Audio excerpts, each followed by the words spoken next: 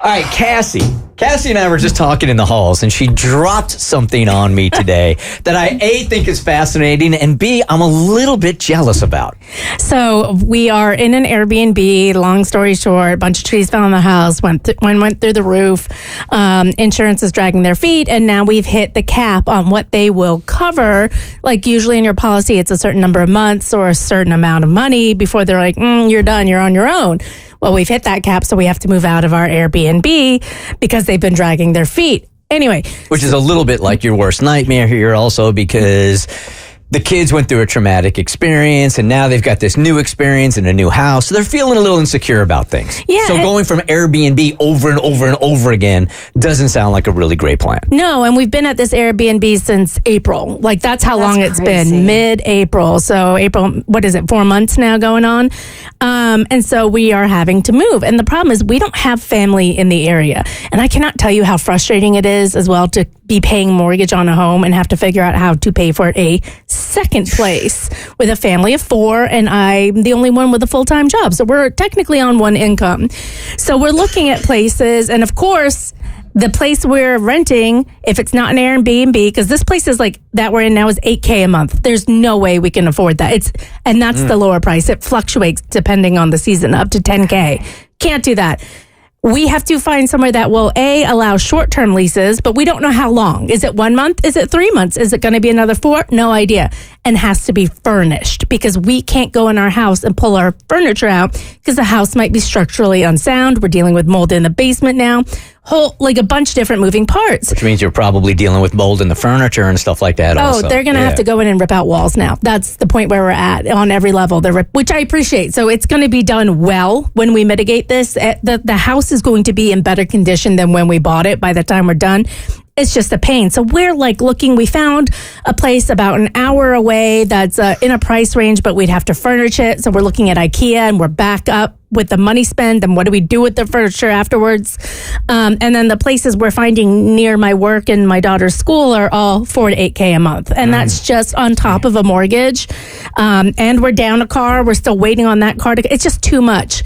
So my husband brought this up, and I don't know if he was being flippant or not, but it was the most genius idea. And I immediately said, absolutely, we are going to do that. We're buying an RV and we're moving into our backyard. I love this. Shut up. I love this so much. What a brilliant idea. So the cost on it is very different? So RVs can range. We can buy used for like $15,000 up to like, you can get them for like $150,000. Like there's some nice 2-story RVs. We're not going to do that. Now I know you're thinking like, well, if you can't do $8,000 a month, why are you buying a $15,000, $20,000 RV? Because it's a second home, technically, you can finance it like a mortgage over the course of 30 years. So if we bought like a $15,000 one, it'll be like $150 a month. Oh my God. For an RV. Plus water, plus sewer, like all that stuff. And it's not like a tiny home. There's a lot of upkeep on RVs. But the good thing is Chad's father travels around the country. His main home is a fifth wheel camper. He pulls around and he goes from national park to national park, working jobs around the country. So he's lived in our driveway for 3-4 months at a time. So we know it's doable, and he's giving us advice on where to do the hookups and all that. So we also have sort of an expert on deck should we need to call about anything. But Chad also grew up, camping and working on houses, so he's very handy. So right now we're just trying to find the right one. I'd like the kids to have sort of their own space we can shut off at night, but that's going to be the temporary plan. It'll let us live in the driveway, oversee everything as it's happening, work on the house. We have a backyard and a swing set. It's a nice out. We're going to get some outdoor patio furniture and make like an outdoor dining area and just kind of have a fun camping adventure. Because my whole goal is, how do we make this fun for the kids? So we're going camping, and that they're all excited about it. I don't see a negative on it, because then you got the security of the house being right there.